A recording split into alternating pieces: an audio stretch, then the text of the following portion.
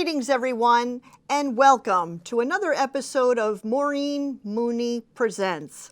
I'm Maureen Mooney, your host, a state representative in town, and a longtime resident of Merrimack.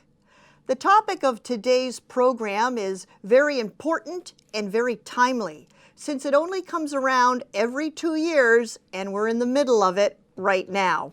The topic of today's show is the state budget process. Let's start first with a visual. You'll see that the process begins with the governor's draft budget, which he just delivered to the legislature this week. On the screen is a picture of the state budget and what it looks like when it comes in draft form from the governor. And actually, here in studio, I brought a copy of the governor's draft budget that he delivered to the House Finance Committee. I'd like to show you this visual and what it looks like. It's about, I would say, maybe 3.5 to 4 inches thick, and it contains the first draft of the state budget covering every agency to run government. This is a very important topic because it concerns our taxpayer dollars and how those taxpayer dollars will be spent over the next 2 years.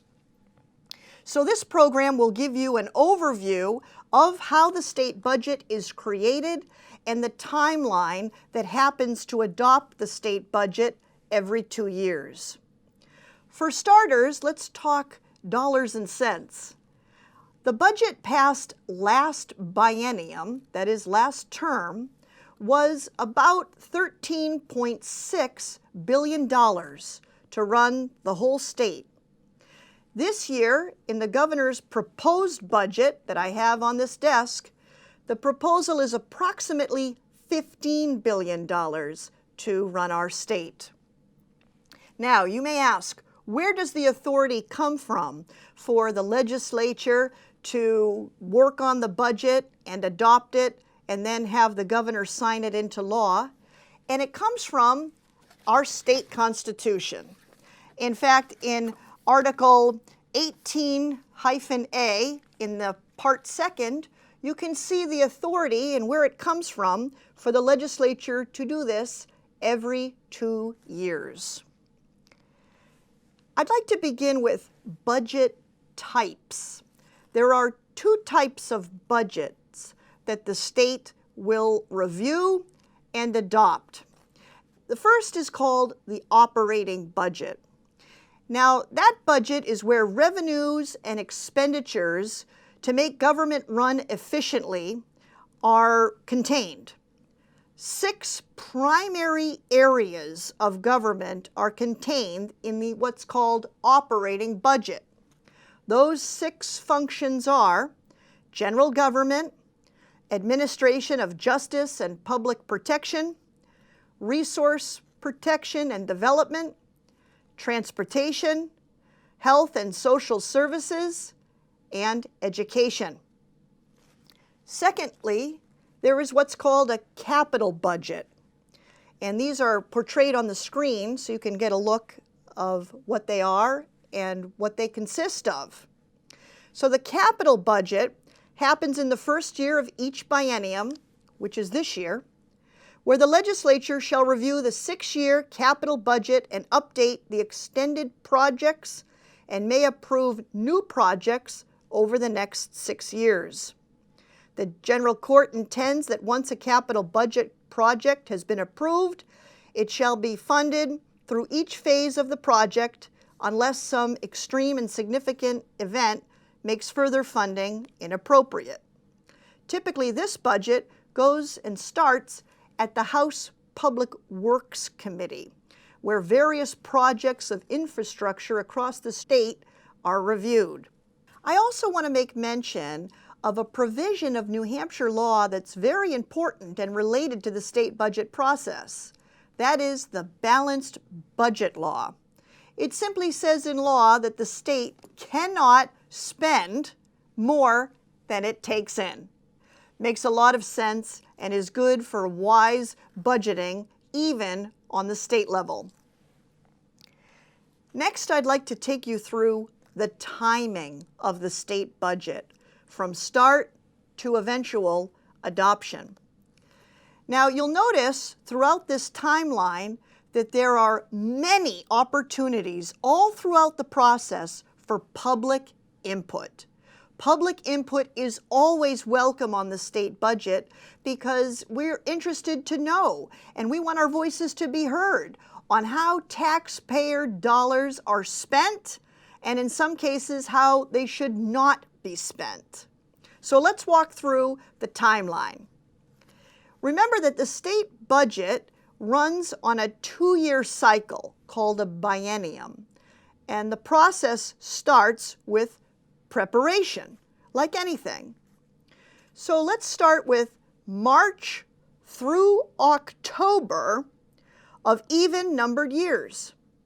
During that time, all of the state agencies, of which there are many, work very hard to put together their ideal draft budgets for the governor to consider in his draft.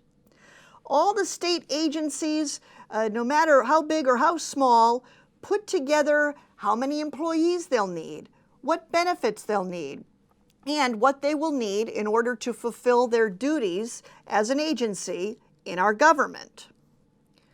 Then the governor takes those draft agency budgets and starts putting together his draft because he now is preparing to deliver a draft to the House Finance Committee. The governor works from approximately November to February on a draft budget based on the numbers he receives from the agencies. By February 15th, and that date is in law, the governor has a duty to deliver his draft budget to the House Finance Committee and the legislature in order for the House to start working on the governor's draft. From about February to March, the House Finance Committee pours through the governor's draft, taking in testimony all the while and public input on the proposals the governor has put forth. Assuming the draft from the House Finance Committee passes the full House, it then goes on to the Senate, where the Senate Finance Committee works on the budget, and the full Senate will vote on it.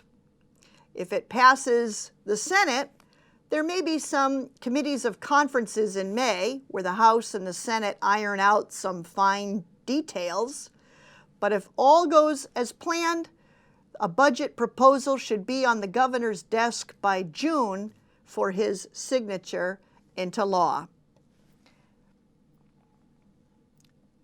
Roadmap to passage. As I mentioned, it starts with state agencies. Then it goes to the governor and his draft. Then it's delivered to the House Finance Committee. Now, the House Finance Committee is divided into what's called 3 divisions. And the divisions are divided by subject matter. So these divisions will take certain parts of the governor's draft budget in order that they can review it and take in public input. Division 1 covers a lot of area in state government, a lot of agencies, including general government, justice and public protection, resource protection and development, among others. And you can see on the screen the visual of what exactly the 3 divisions in House Finance cover in terms of their subject matter. Division 2 covers the Department of Safety, Fish and Game, Transportation, and Education, which is the second largest single piece of the budget. That's all covered in Division 2 of House Finance. Then we get to Division 3, and you'll see the Department of Health and Human Services is covered in Division 3. And although on this graph you see the different agencies and which divisions they go through, but here's the big news. Department of Health and Human Services in Division 3, even though it looks like it's the only thing in there, which it pretty much is actually over 40% of the state budget. So that is proportionately what the state budget looks like in terms of how it's worked on in the House Finance Committee.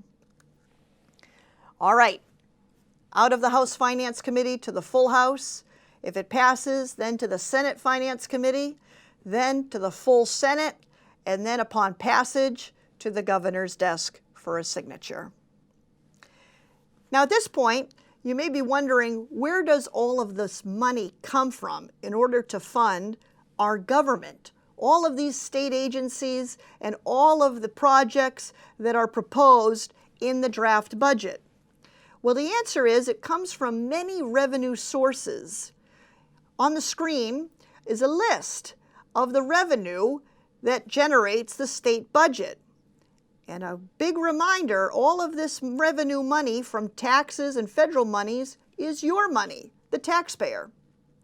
You'll notice on the list of revenue, there is no income tax and there is no sales tax. Those are key components of the New Hampshire Advantage, and there's no sign of ever adopting those two, and we want to keep it that way in New Hampshire. But as for the other taxes, you'll notice quite a list. And I want to make mention that the interest and dividends tax was proposed last session to be phased out over 5 years. So soon, we won't have an interest and dividends tax, truly making us income tax free, and that will be removed from the list of revenue sources. Also want to mention at this point that some revenue is earmarked. That is, it is allocated for a specific purpose, and that's mentioned in our Constitution, called restricted funds. As an example, Part 2nd, Article 6A uses certain revenues for the Highway Fund. And Part 2nd, Article 6B uses revenue from our lottery system for educational purposes.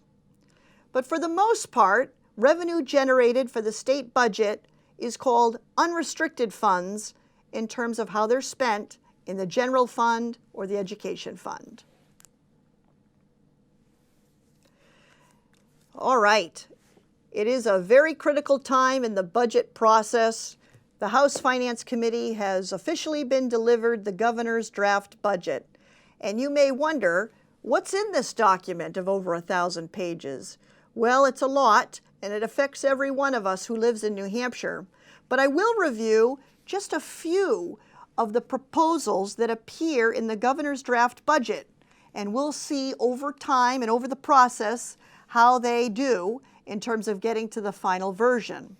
Some of those proposals include eliminating the communications service tax, increasing adequacy aid by 25% for education, increasing free and reduced lunch by 30%, increasing school building aid, starting a phase 1 of a brand new men's prison, raises across the board for state workers, licensure reform, a proposal for a computer science curriculum for our schools, expanding education freedom accounts, placing money into Invest New Hampshire for housing, clean water matches, and there's even a proposal in the governor's draft for a new hockey rink at UNH. So we'll see how those proposals make it through the process for sure. Last note, once you get through the process, there's always a chance, though slim, that the budget may not pass the House and the Senate. And what happens in that instance? Well, it doesn't happen too often, but I will make mention that there are ways to work around it, one of which is a continuing resolution, allowing the government to continue operating until the House and the Senate reach a deal. Also, New Hampshire has resorted to temporary budgets only 6 times since World War II if no agreement has been made between the House and the Senate. This doesn't happen, like I said, too often. 6 times since World War II. I don't anticipate it'll happen this cycle, but there are certainly ways to operate government if a budget doesn't pass. So now you have the full overview and the full summary of how a state budget is created, all the steps it goes through, and how it will eventually be adopted. We'll see how this budget does this year. And I want to thank you very much for watching. Thank you.